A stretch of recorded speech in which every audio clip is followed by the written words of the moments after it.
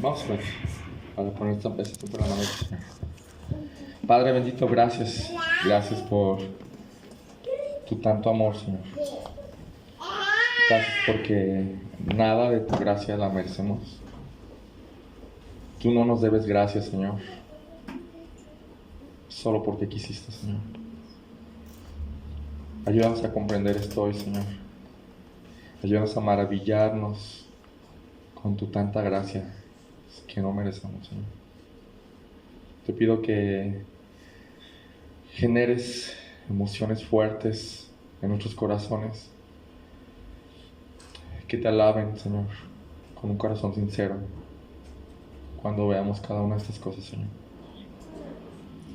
Te pido que obres, que tu Santo Espíritu obre en nosotros, Padre. En el nombre de Jesús, amén.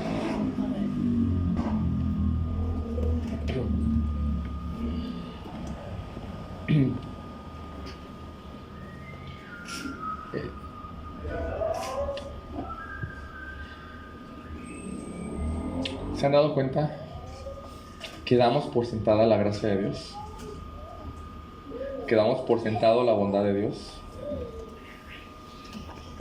Que creemos que porque es Dios, es su deber ser bueno para con todos.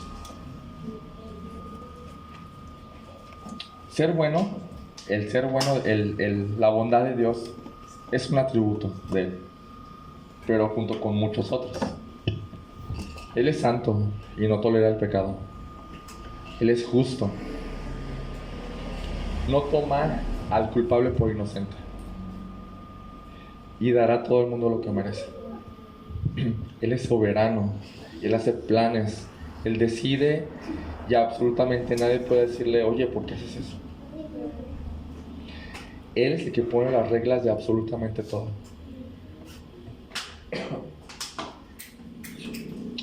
Vivimos en una sociedad mayormente católica y la mayoría de la influencia en nuestras creencias han sido permeados por esa religión.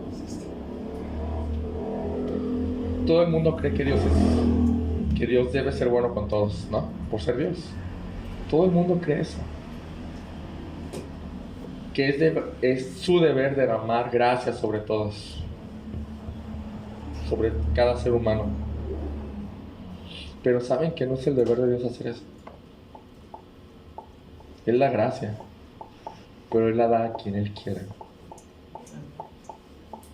No, como dice Romanos, no depende del que quiere y del que corre, sino de que Dios tenga misericordia.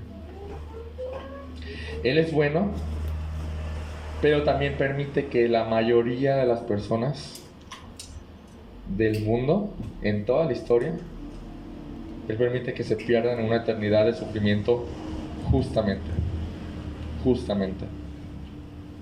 Ancha es la puerta y amplia es la senda que lleva a la perdición, y muchos son los que entran por ella. Muchos. Pero estrecha es la puerta y angosta es la senda que lleva a la vida. Pocos son los que la hallan. Mateo 7, 13, 14. Claro, hay cierta gracia y bondad para con todos los hombres. Y lo llamamos gracia común. Para todos, para buenos y malos, sale el sol. Para todos, o todos buenos y malos, a todos buenos y malos, Dios les dio ciertas capacidades y habilidades. Todos buenos y malos pueden disfrutar de esta vida temporal, ¿sí o no?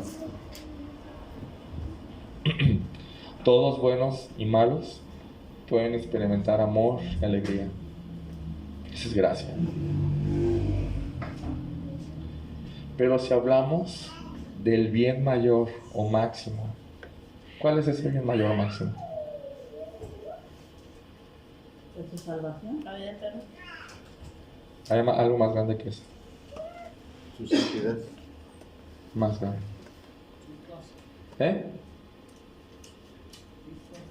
Su sacrificio. Su gloria. Dios mismo es el bien más grande. Si vas al cielo y ahí no está Dios, No es el cielo. no. Es por la puerta ancha. No a todo mundo Dios le da la gracia de sí mismo, de Dios, de darse a Él mismo. No a todos se les da esta gracia. Y no porque Dios sea malo. Dios es bueno y da gracia. Pero no es su deber darla. Esa es una idea que quiero que construyamos hoy. No es el deber de Dios dar gracia. Cuando pensamos que es el deber de Dios dar gracia, ya estamos dejando de pensar en gracia. Siempre es voluntario. La gracia siempre es voluntaria. Cuando pensamos en regalar algo, jamás es una obligación. Es lo natural del regalo, darlo porque quieres. Así que Dios tiene misericordia del que quiere, dice Romanos 9:18. Lo que digamos que es el deber, por así decirlo, es la justicia. Más que nada por la naturaleza de la justicia. La justicia es darle a cada uno lo que merece. Y para que sea justicia no se puede excluir a ninguna persona. Dice Romanos, porque no hay diferencia por cuanto todos pecaron, entonces todos están destituidos de la gloria de Dios. Eso es justicia. Y eso sí a todo mundo. Pero su gracia nadie la merece. Y Él la da a quien Él quiere. Y no está obligado a darla a todo mundo. Ni es su deber. Siendo Dios justo, lo que merece nuestra naturaleza pecaminosa y nuestros actos atiborrados de pecado ha sido su vida eterna. Eso es lo que merece todo lo que somos. Y Él no tiene la obligación de dar gracia ni ser misericordioso. Ahora, ¿qué pasa cuando Dios no tiene misericordia de alguien? ¿Qué pasa? Vamos a Romanos capítulo 1. Romanos capítulo 1, versículo 18.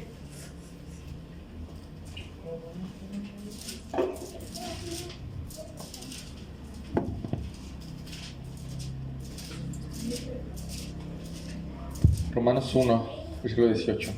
Porque la ira de Dios se revela desde el cielo contra toda impiedad e injusticia de los hombres que con injusticia restringen la verdad. Y ahí está, la ira de Dios es contra toda impiedad de los hombres. ¿De quiénes? De todos. Versículo 22.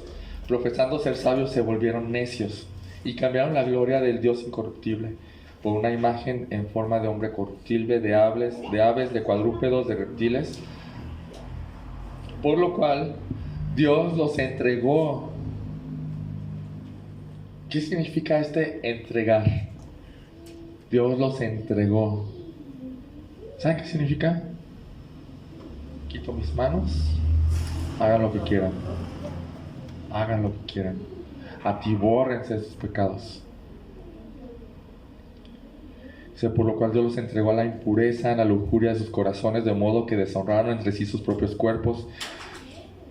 Y porque ellos cambiaron la verdad de Dios por la mentira y adoraron y sirvieron a la criatura en lugar del Creador, que es quien es bendito por los siglos. Amén. 26.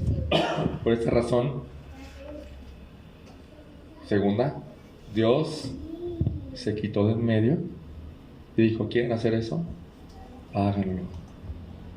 Háganlo. Y entonces los entregó a pasiones degradantes, porque sus mujeres cambiaron la función natural por la que es contra naturaleza. De la misma manera también los hombres, abandonando el uso natural de la mujer, se encendieron en su lujuria unos con otros, cometiendo hechos vergonzosos hombres con hombres, y recibiendo en sí mismo el castigo correspondiente a su extravío. Y entonces, como ellos no tuvieron en bien reconocer a Dios, Dios los entregó a una mente depravada para que hicieran las cosas que no convienen. ¿Qué pasa después? Dios se retira, no les da su gracia y dice, hagan lo que quieran. Piérdanse. Es lo justo. Están llenos de toda injusticia, maldad, avaricia, malicia, llenos de envidia, homicidios, pleitos, engaños y malignidades. Son chismosos, detractores, aborrecedores de Dios, insolentes, soberbios, jactanciosos, inventores de lo malo, desobedientes a los padres, sin entendimiento, indignos de confianza, sin amor, despiadados. Ellos, aunque conocen el decreto de Dios, que todos los que practican tales cosas son dignos de muerte, ellos saben, la gente sabe que no merecen a Dios. No solo las hacen, sabiéndolo, no solo las hacen, sino que también dan su aprobación con los que la practican. ¿Saben qué es eso? Dios no dando gracia. Eso seríamos tú y yo, sin la gracia de Dios. Esas son las personas sin Cristo. Ese es Dios no teniendo misericordia. ¿Y cuál es el fin de ellos? La muerte. Muerte eterna. No, que no se apaga. ¿Es injusto Dios por mandarlos a la muerte? No, es justo Dios. Claro que es justo. Lo ofendieron. Y él dijo, cuando peques, morirás. Romanos 6:23, la paga del pecado es la muerte. No es injusto, es justo Dios haciendo eso.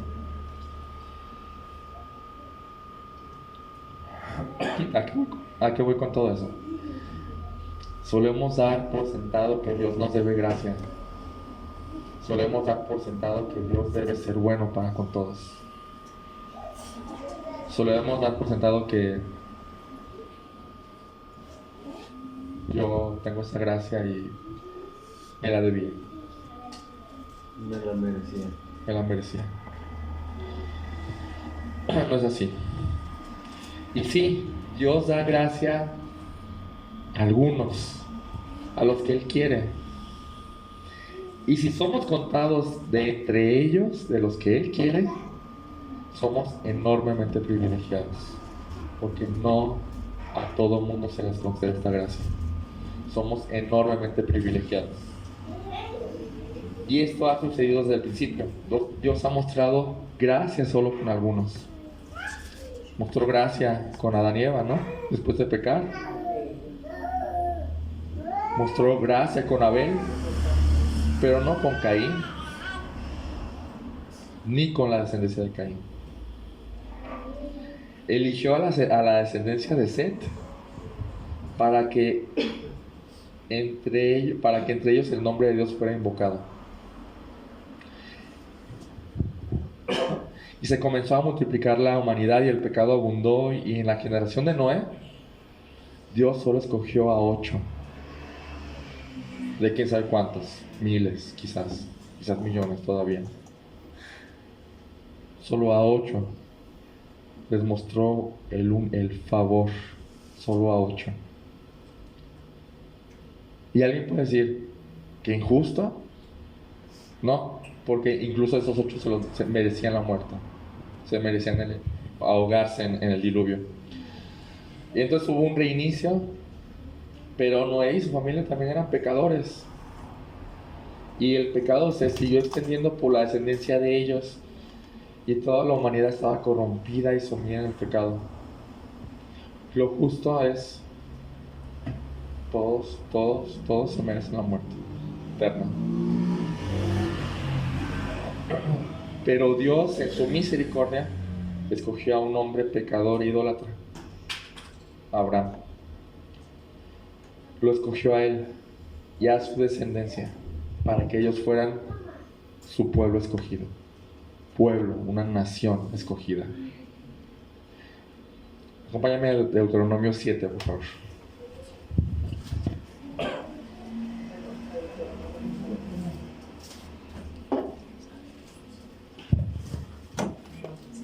Deuteronomio 7.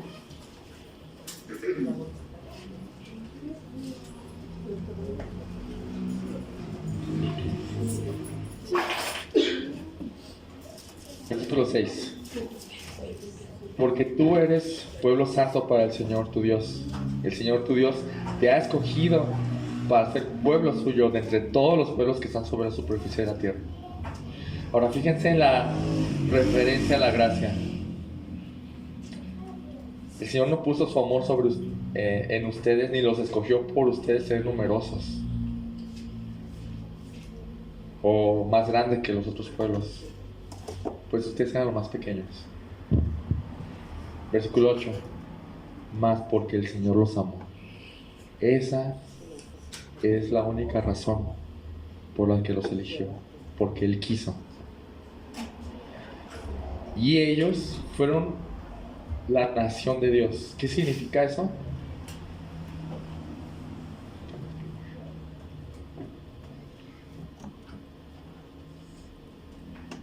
¿Qué significa eso?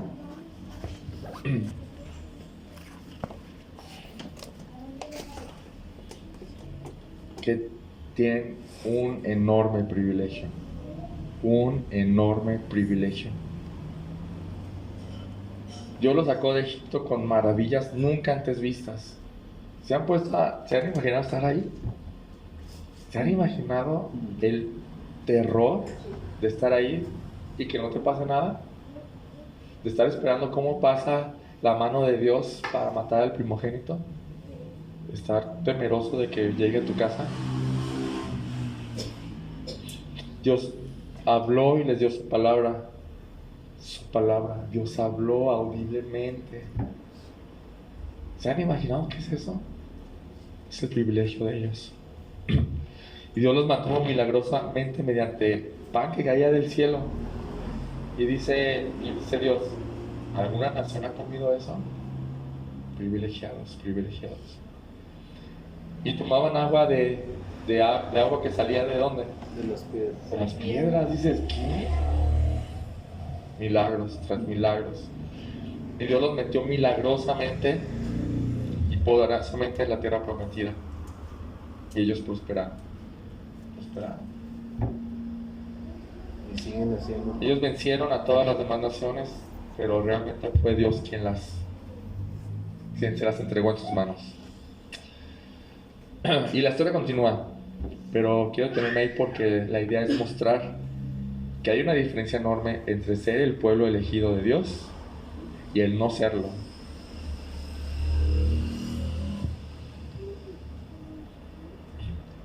Y esto para entender nuestro texto de hoy. Vamos a Efesios 2, por favor. Efesios 2.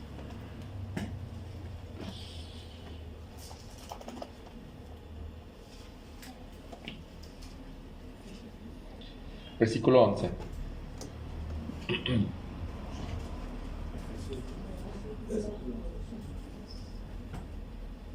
Por tanto, dice Pablo, recuerden esto.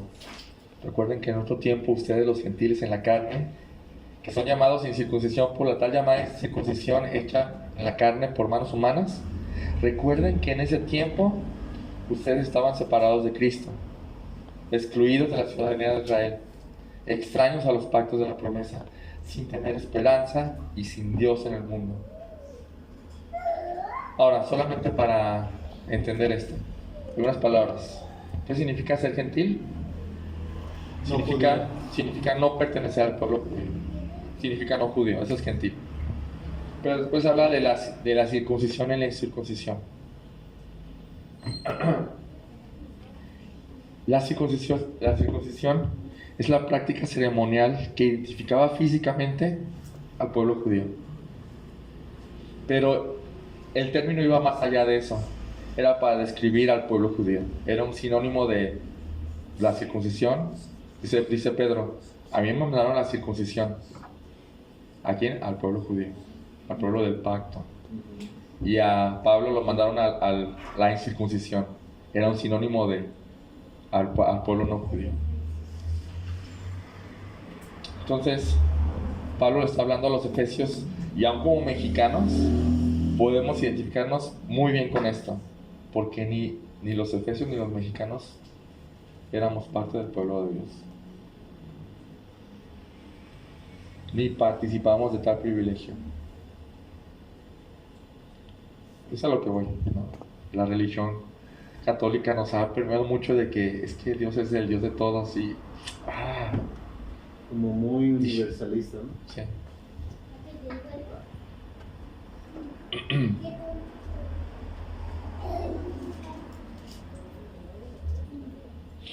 Y dice, versículo 2. No, 11. Recuerden, perdón, versículo 12.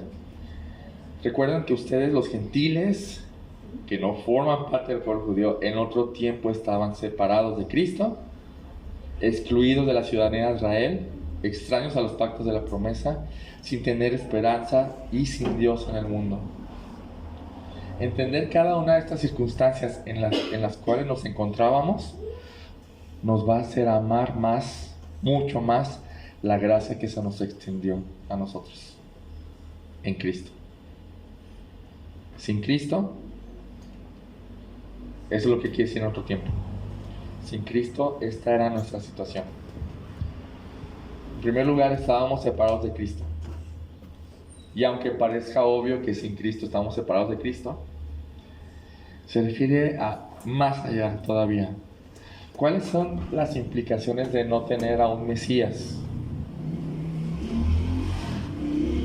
Dice Calvino, sin Cristo estamos excluidos de todo lo necesario para la salvación. Sin Cristo solo hay destrucción. Solo hay destrucción. Sin Cristo no hay salvación, no hay vida eterna, no hay vida nueva, no hay nada espiritual, no hay mediación entre Dios y nosotros, no hay justificación, no hay redención, no hay perdón de pecados, no hay sustitución, no hay intercesión de Cristo, no hay esperanza de ir al cielo, no hay esperanza de estar con Dios, no hay gloria eterna, no hay nada sin Cristo. Sin Cristo no hay nada. Y la gente no se da cuenta, o la gente no sabe. Pero estar sin Cristo es algo que no le quieres desear a nadie. Sin Cristo, dice Hebreos, solo queda una horrenda expectación de juicio y la furia de un fuego que ha de consumir a los adversarios. Dice Pablo a los que ahora están unidos a Cristo mediante la fe, dice, recuerda que ese era tu estado, recuérdalo. Lo segundo, dice que sin Cristo estábamos excluidos de la ciudadanía de Israel. Dices, ¿qué significa eso? ¿No? Y lo mencioné hace un momento, algunos privilegios de ser judío. Privilegios no merecidos, por cierto.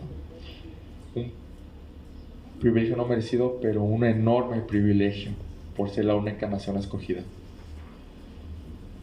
Isaías 63:7.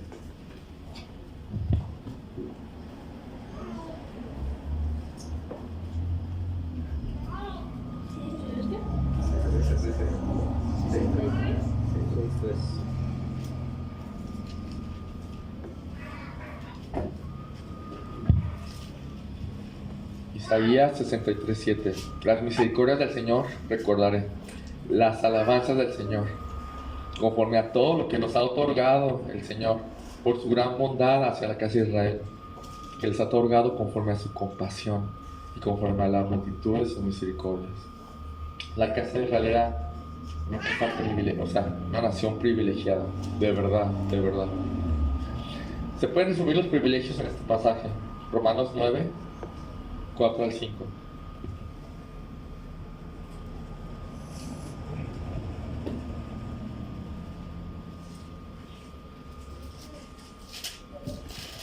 Porque son israelitas, a quienes, fíjense bien, a quienes pertenecen la adopción de hijos y la gloria, los pactos, la promulgación de la ley, el culto, las promesas, de quienes son los patriarcas, Abraham, Isaac y Jacob, y de quienes según la carne procede el Mesías, el cual es sobre todas las cosas. Ninguna nación tiene eso, o tenía eso, ninguna nación. No pertenecer a esta nación significaba no tener nada de eso. Nada, no tenías promesas. Dios no te había hecho ninguna promesa a ti. Dios, el Mesías no era para ti. la Biblia no era para ti. Así, o sea, no había nada de eso para ti. No tenías nada que ver, eras ajeno totalmente. Lo tercero es que éramos extraños a los pactos de la promesa.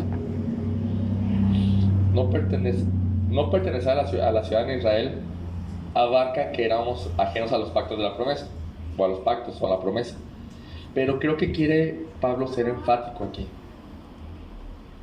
¿De qué promesa está hablando? ¿Y cuáles son los pactos relacionados con esa promesa? Génesis 17, 7. Génesis 17, 7 al 9.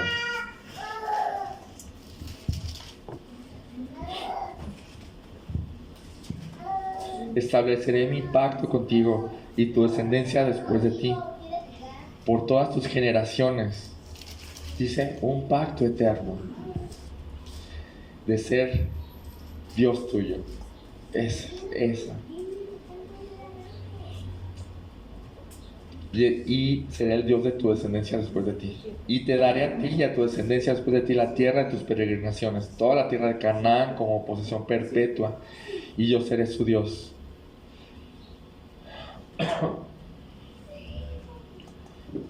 Dijo además Dios a Abraham, tú pues guardarás mi pacto, tú y tu descendencia después de ti, por sus generaciones, o sea, eternamente. Dice un comentarista, la promesa es esta: yo seré su Dios, yo seré tu Dios. A ninguna otra nación le dijo esto.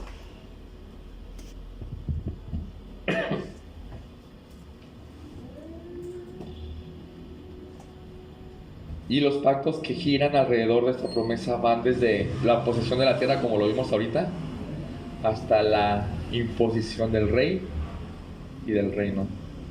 Vamos a Samuel 7. Segunda de Samuel 7:12.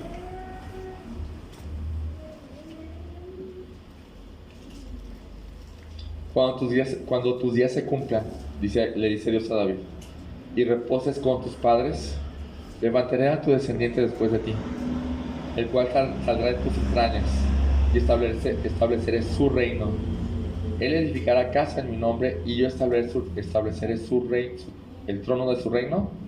¿Para cuánto va a durar? Para siempre. Versículo 16. Tu casa y tu reino permanecerán para siempre delante de mí. Tu trono será establecido para siempre. Hasta ahí. Estos pactos estaban girando alrededor de esta promesa: yo seré tu Dios. Y a nadie le pertenecía esta promesa más que a ellos, a este pueblo privilegiado.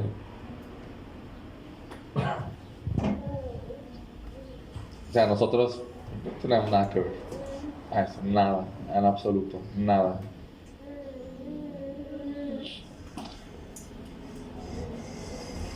Ni la promesa de que Dios sea nuestro, ni ninguna tierra prometida, ni ningún reino eterno, nada en absoluto. Y con todo esto no suena nada extraño que también diga Pablo, y tampoco tenían esperanza. Porque ¿de dónde sacaríamos una esperanza si no tenemos nada? De ningún lado. ¿En qué podemos tener esperanza? Y me refiero a una esperanza sincera, porque hay gente que dice, yo creo que voy a renacer en un gusano. ¿De dónde sacas? O sea, es absurdo. O yo pienso que voy al cielo. ¿En qué te basas? O yo pienso que no hay nada después de la muerte. ¿En qué te basas? Pura imaginación, pura torpeza. Sin Cristo no hay salvación, no hay nueva vida, no hay nada espiritual, no hay mediación entre Dios y nosotros, no hay justificación, no hay redención, no hay perdón de pecados, no hay sustitución, no hay intercesión de Cristo, no hay esperanza, no hay cielo, no hay gloria eterna, no hay ningún privilegio inmerecido por pertenecer al pueblo escogido. No nos pertenecía la adopción como hijos de Dios, ni la gloria, ni los pactos, ni la promulgación de la ley, ni ninguna promesa, ni los patriarcas eran de nosotros, ni de los gentiles, nunca iba a venir un Mesías. No teníamos nada en lo absoluto, nada. ¿Esperanza? ¿De dónde? Por eso dice, ustedes no tienen esperanza. Y es muy oscuro el panorama, ¿no? De verdad. Sin Cristo es oscuro el panorama. Y pocas veces tenemos la oportunidad de meditar en esas cosas. En cuál sería nuestro estado real sin Cristo. Y a veces cuando pensamos yo lo pienso, ¿cómo será mi vida sin Cristo? No, será un desastre. Pero déjate de eso. No tienes nada de esto. Esto es más alto que lo que pasa en mi vida. Más alto. Sin Cristo hay algo peor todavía. Peor. Sin Dios en el mundo. Sin Cristo no tienes a Dios. Sin Cristo no tienes a Dios. Y la gente piensa que sí, puedes tener a Dios sin Cristo. Pero sin Cristo no tienes a Dios. El mundo está lleno de religiones. Lleno. Y cada una de ellas afirma ser una creencia verídica. Digo, por algo creen en esas cosas. Muchas de ellas afirman llevarte a Dios. Y está el dicho, ¿no? Todas las religiones conducen a Dios. Pero no hay nada más cerrado que eso. El Dios de la Biblia, el creador del mundo, el que no comparte su gloria con otro, el Dios verdadero dice, sin Cristo no tienes a Dios. No tienes a Dios. Juan 14:6, se lo saben. Yo soy el camino, la verdad y la vida. Yo soy el camino. Nadie llega al Padre si no es por mí. Sin Cristo no tienes a Dios. Juan 1:18, nadie ha visto jamás a Dios. Nadie, nadie. El unigénito Dios, Cristo, que está en el seno del Padre, Él le ha dado a conocer. Sin Cristo no tienes a Dios. ¿Puedes dimensionar esto? ¿Cuánta gente aquí en Colinas no tiene a Dios? ¿Qué piensa que sí, por cierto? ¿Cuánta gente aquí en Colinas no tiene a Dios? Muchos.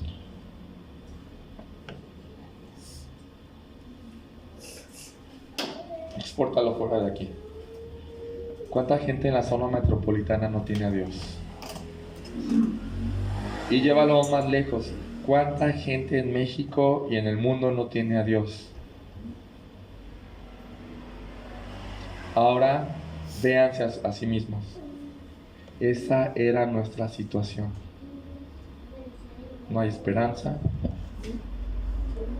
No hay salvación. No hay nada. No hay un Mesías para mí. Sin Cristo. Y esto a mí me provoca así como que... Es como...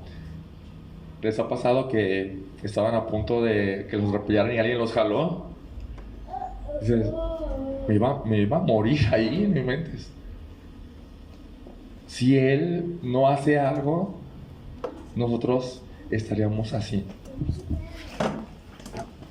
Esa es nuestra situación con Cristo. Esta era nuestra situación sin Cristo. Y esta es tu situación si no estás en Cristo. Esa es tu situación. En ese estado estábamos cada uno de nosotros sin excepción. Pero Pablo dice esto, Efesios 2:13, pero ahora, no antes, sin Cristo, ahora en Cristo Jesús, ustedes que en otro tiempo, sin Cristo, estaban lejos, ahora han sido acercados por la sangre, por la muerte de Cristo. Esto es asombroso y esto debería despertar en nosotros una emoción intensa, un alivio tan grande, agradecimiento tan grande, porque ahora dice, todo eso nos pertenece. de no ser nada, ahora estamos incluidos en Cristo a todo esto. Cristo es mío. Pertenezco al pueblo escogido de Dios. La promesa de Dios que dice, yo seré tu Dios, ahora en Cristo es mía. Ahora hay una esperanza viva y certera de una eternidad con mi Dios.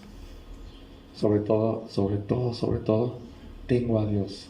Con Cristo, tengo a Dios, de verdad. Y no puedo magnificar, de verdad. Quisiera hacerlo, pero no puedo magnificar con ninguna palabra lo que esto significa. Que Dios nos ayude a sentir esa emoción. Porque de no ser el pueblo, de estar muerto, Él me dio vida y me acercó a Él, sin merecerlo, sin yo hacer algo, porque yo estaba muerto.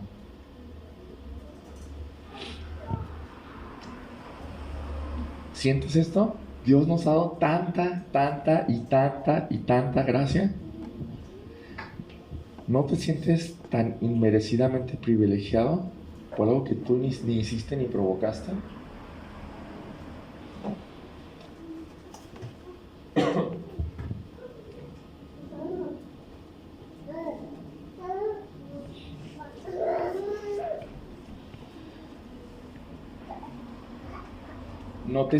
¿No te sientes privilegiado de ser uno entre miles o millones? A ellos no les dio esa gracia. Somos uno entre miles o incluso millones. Ahora yo pregunto, ¿qué vas a hacer con eso? ¿Qué vas a hacer con eso?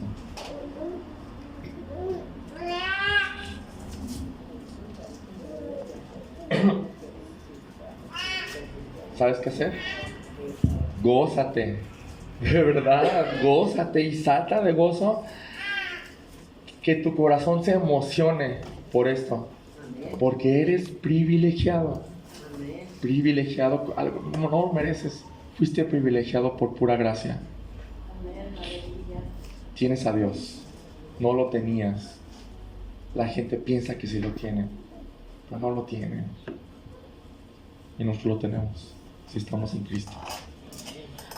Puede haber alguien aquí que aún no le ha entregado su vida a Cristo, y por tanto no tiene nada de esto. Y quiero repetir lo que no tienes en Cristo. No tienes salvación, no hay vida nueva, no hay nada espiritual en ti, no hay mediación entre Dios y tú, no hay justificación, no hay perdón de pecados, no hay redención, no hay sustitución, no hay intercesión de Cristo, no hay esperanza, no hay cielo, no hay gloria eterna. No tienes el privilegio de pertenecer al pueblo escogido de Dios. No te pertenece la adopción como hijos, ni la gloria, ni los pactos, ni la promulgación de la ley, ni ninguna promesa, nada en lo absoluto, sino solo una horrenda expectación de juicio y de ira que ha de consumir al adversario. Eso es lo que tienes sin Cristo. Y te digo, ten miedo si no le has entregado tu vida a Cristo. Ten miedo y arrepiéntete y ve corriendo a Cristo, porque Él es el único que te va a sacar de ahí. Tú no puedes. Dice Jesús mismo que si vienes a Él, Él no te rechazará. Entonces corre a Él, porque sin Él no tienes nada. No tienes nada sin Él. Por último, una exhortación si estás en Cristo. Recuerda. Dice Pablo, recuerda que a ti no te pertenecía nada de esto. Recuerda, no era para ti. Hermanos, recordar nos mantiene humildes. Se nos regaló de pura gracia. No hicimos nada, hermanos, no hicimos nada. Recuerda, le dice Jesús en las cartas de Apocalipsis a la iglesia una iglesia. Recuerda dónde te sacamos, recuerda dónde caíste y arrepíntete. Recuérdalo. Somos tan privilegiados. ¿Cómo vamos a reflejar eso en nuestras vidas? Díganme. Dando testimonio. ¿Solamente así? ¿Cómo más? Somos privilegiados. Sí, definitivamente. ¿Cómo más? Agradeciendo ¿De qué manera? con nuestros actos, con nuestra vida, con nuestra alabanza, con nuestro amor hacia Él. Imagínense a un pordiosero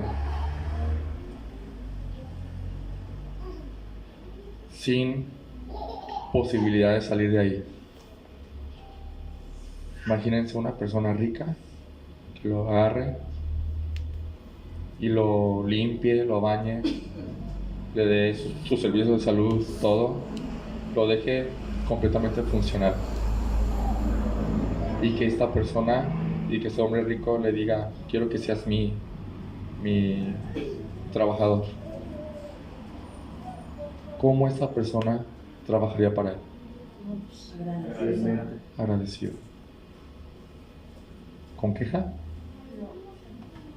No habría queja en él. Recordaría de dónde sacó y le diría: oye, ¿puedes barrer afuera? Claro. Dame la escoba. ¿Dónde hay escoba? Y oye, ¿puedes sacar la basura? Claro. La actitud de un corazón agradecido es evidente, es muy evidente. ¿Cómo viviríamos recordando eso? Híjole. Hemos sido tan privilegiados, quiero recordarlo una vez más. Somos pocos de los que a Dios les dio esta gracia. Somos pocos, hermanos. No a todo mundo les da esta gracia. Somos pocos y no hicimos nada. Recuérdalo. Recuerden esto, hermanos. Recuerden. Quiero terminar con este versículo. Mirad cuál amor nos ha dado al Padre para que seamos llamados hijos de Dios. Asombrémonos, hermanos. Asombrémonos. Porque no merecemos eso. Vamos a orar. Bendito Padre, gracias por tu amor derramado en nosotros, Señor, y por tu gracia que no merecíamos y no pertenecíamos, éramos ajenos, extraños, porque solo escogiste a Israel. Pero en Cristo tú derribaste el muro que nos separaba y de los dos hiciste un solo pueblo. Y tú nos escogiste y nos diste gracia. No hicimos nada porque estábamos muertos en pecados. Nos perdonaste, nos lavaste y nos hiciste funcionales para ti. Ayúdanos a honrarte con nuestras vidas. Ayúdanos a honrarte con nuestras actitudes y con nuestras acciones. Que todo lo que sale de nosotros, como lo vemos en la mañana, el fruto, sea un vivo reflejo de lo que tú hiciste en nosotros, Señor. Y que todo el mundo se asombre por toda la gracia que nos has dado. Y que más gente llegue a tus pies, Señor. Te lo pido en nombre de Jesús. Amén.